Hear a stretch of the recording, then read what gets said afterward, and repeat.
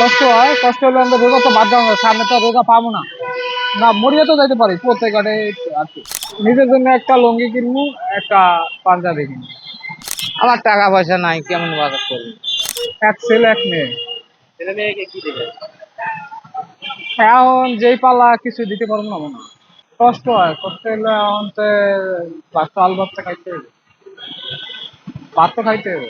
গ্রামের বাসা হলে বরিশাল। ঈদে গ্রামে যাইতে পারি যদি আল্লাহ কামাইতে দিয়ে দেয়। না, না আবুত্তরি কথাই নেই, কামাই হইলে হয়তো আল্লাহ দিলে কথা। এটা তো বলতে আমরা লোকজনই নাই, খ্যাপট্যাপ নাই। কইছে, কইলো এখন থেকে কিছু কেন চাই না, নিজে নিজেও গেঞ্জি মেঞ্জি গিয়েছে, নিজে দেই কেন চাই না, আমি তো কমু কেন আল্লাহ যেটা দিয়েছে করছি 2800 টাকা।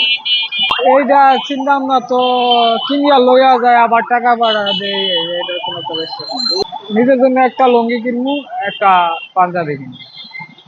এক ছেলে এক মেয়ে। ছেলে মেয়েকে কি দেবে? এখন যেই পালা কিছু দিতে পারবো না মনে হয়। আবদার করছে 3 পিস, কিন্তু আমি দিতে পারবো না।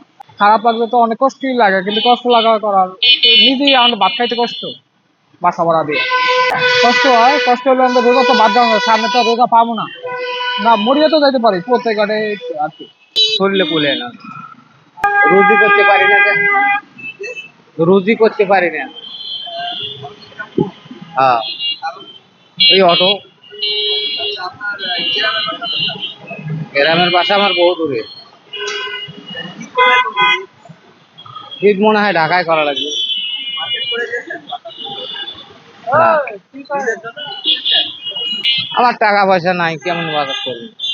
ধরেন বাচ্চা কাচ্চা আছে, নাতি নাতনি আছে, এবার লাগিয়ে মনে করো যে 4-5 হাজার টাকা লাগবে। বড় বড় কাপড় চোপড়, তারপরে ঈদ বোনাস। গ্রামে যাবেন না, কি করে দিবেন? না, এখন ইয়াটা আছে চট্টগ্রাম।